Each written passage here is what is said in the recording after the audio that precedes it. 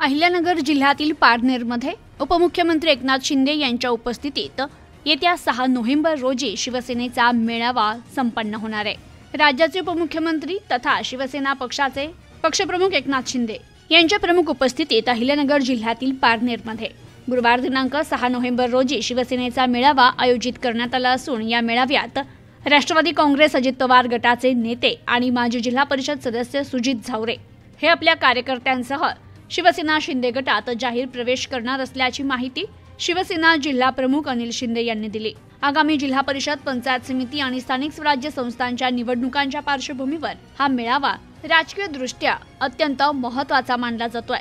या मेळाव्यात तालुक्यातील शिवसेना पदाधिकारी, कार्यकर्ते आणि नागरिकांना भविष्यातील राजकीय दिशा, निवडणूक रणनीती आणि संघटनात्मक तयारीबाबत मार्गदर्शन करण्यात येणार आहे। तर जिल्हाध्यक्ष अनिल शिंदे यांच्या नेतृत्वाखाली अहिल्यानगर जिल्ह्यातील शहर आणि ग्रामीण भागात शिवसेनेची पकड मजबूत करण्याचं काम युद्ध पातळीवर सुरू आहे। तालुका पातळीवर संघटनात्मक मोर्चे बांधणी, नव्या कार्यकर्त्यांचा प्रवेश आणि स्थानिक व वरिष्ठ नेतृत्वाशी संवाद या सर्व उपक्रमांना या मेळाव्यामुळे नवी गती मिळणार आहे।